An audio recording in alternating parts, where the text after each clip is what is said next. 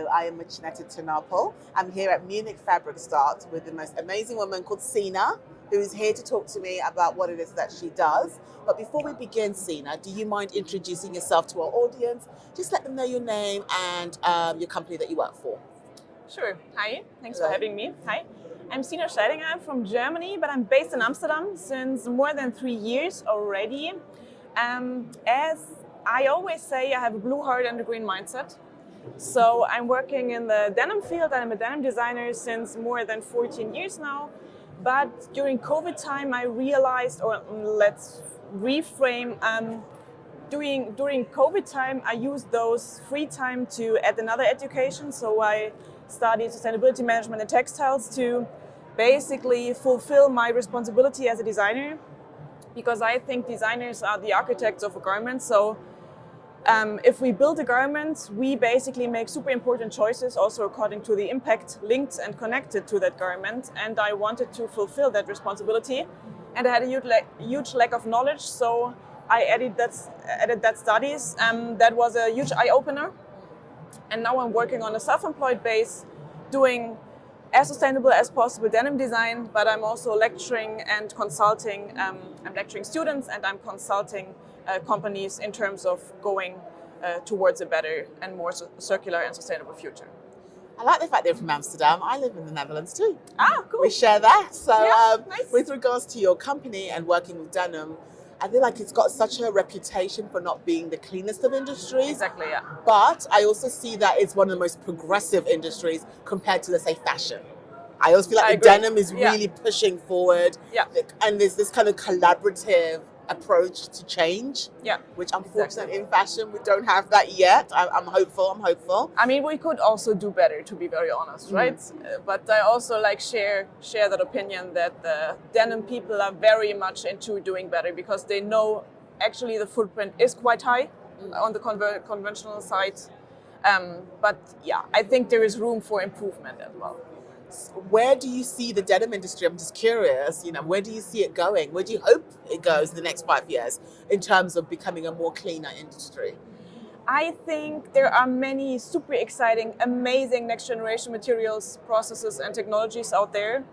They are not adapted enough, unfortunately. I don't know why. I think it's a money issue, because there is so much happening in that field. There are startups which are spending their past 3, 4, 5 years into creating something amazing, and we are seeing it and then walking past that and not really adapting that to our sampling. And I think there's a huge lack of progress, because actually the development is there, and I think we need to embrace that and work together with those startups to create in a cooperation a better fiber, implement it into denim, and then create beautiful fabrics out of it, because there's so much potential and so much next generation materials are here already.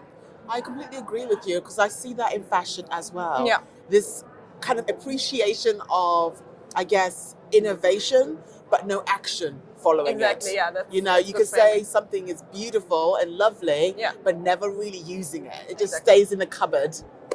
Unseen. Yeah, that's so sad. Yeah, so it's kind of sad to also hear that also happens a lot in denim. Do you think it's to do with the fact that we're using traditional ways of doing business and it's so hard for us to then make that transition? It costs money. It costs money, it also costs effort, and actually I think people are afraid of change. True. What is a bit weird, because actually fashion, and I think denim is a part of fashion, even though it is more streetwear and maybe a little bit more also emotional durable, but still fashion and denim is about change and going forward. I mean, according to trends, new shapes or new materials or hand feels, we are very much into it. But according to stuff you don't see at the very first view, that's tricky. I mean, the whole story of Renewcell basically shows the zeitgeist of us, designers, the industry, whatever, implementing or even not implementing enough those new materials. I think it's a lack of that. Changing your supply chain is a little bit, seems tricky at the first place. I think it's not that tricky as you might imagine, but change is always difficult. There is a lot of effort in rethinking and thinking out of the box. And we are not doing that anymore enough.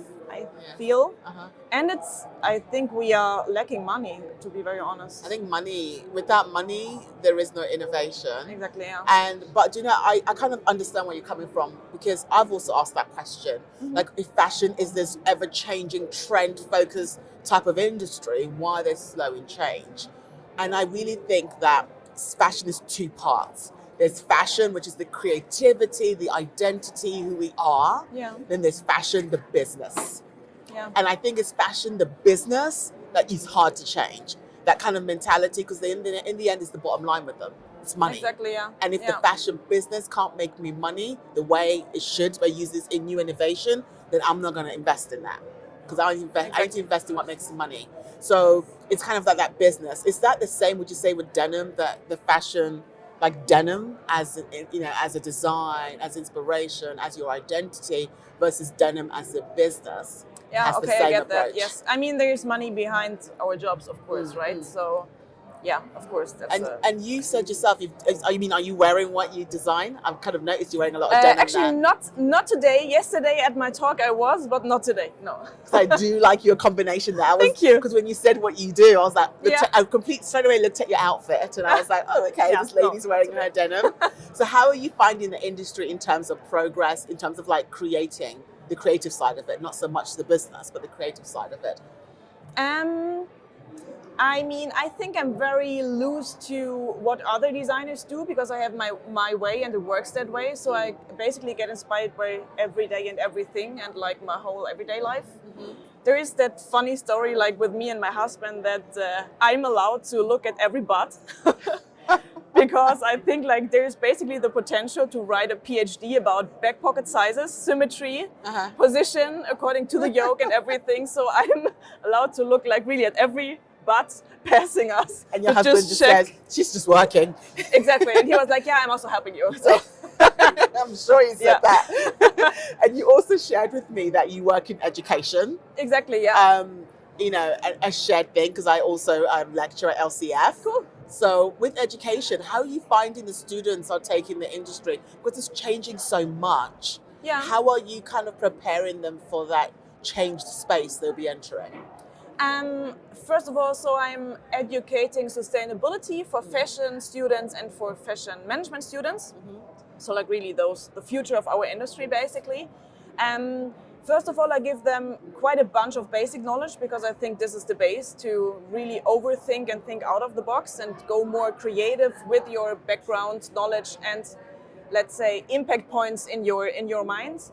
And then I give them many super cool examples, but I also show them how you can basically fall into a trap, because like there's a lot of greenwashing out there. Lots of that is not intentional greenwashing, just greenwashing out of lack of knowledge. What I feel, so there's no bad intention. What doesn't make it better in the end? But this, yeah, well, and then we develop things together. Like in theory, we also like once disassemble the garment to just find out every damn part what is in there, like from the yarn to like the back pockets to the pocket lining and everything. And then we made a list, what material are all those parts of? And the thing is, of course, in the care label, you can only see the cell fabric, so not pocket lining and nothing else. And then they need to research, okay, there's potentially, even if your denim is 100% cotton, there is still polyester in the sewing yarn, definitely. Probably also there's polyester cotton lining because of the strength and durability thing. So there is always like a big risk in having synthetics, even though you're not really aware of that. And I want to try to make them aware that basically everything they add to the garment has an impact, and they can decide that. Of course, there is the money side as well. Yes. But as a student, you are allowed to dream a bit. So then we had that volume 2, where we basically sustainabilified. So that a term comes from a student, what I really love. So I use it since then. They've coined that term. Yeah. So we sustainabilified that garment in theory and built kind of like a similar garment with much, much more low impact materials, going as natural as possible to just show them what is actually possible already today. But also honestly, without considering the price point. Because I know it would be quite higher if you really go completely organic or like completely recyclable or whatever. But I think every new technology starts a little bit more expensive than evolving. It does. And if you look at anything that we have in our home, from the TV Exactly. to the phone to, computer, they were ridiculously expensive. Very few people can afford it. Yeah. But the more people that adopt, the cheaper the price becomes, and it makes it more accessible to everyone. Exactly. I like the way you're educating your students by making them go down to the basics, because you have to start with a strong foundation so you can build. Exactly. A kind of a stronger, whether it's a label or a business idea, you can only build it with a strong foundation. Yeah. So I think education in general needs people like yourself, because otherwise we are educating them with a 20-year-old degree, which is not really that useful anymore, because the industry is changing and it needs people with ideas and thoughts, Yeah, and I want to educate reality. That's it. Yeah. I think that's it. I think we might even quote you on that. I want to educate reality, because Please do so. Nice. because I think that is a truth. They need a reality check. Yeah. Yes, they can dream, but they need to understand as well how this industry is shaping and the role that they're going to play in making it be what it is. Yeah. So, continue with that education. I think that is super, super strong. Thank you so much for coming to talk to me. I appreciate it. Thank you. Have a great show. Thank you. Okay. Same to you. Thanks. Thank you.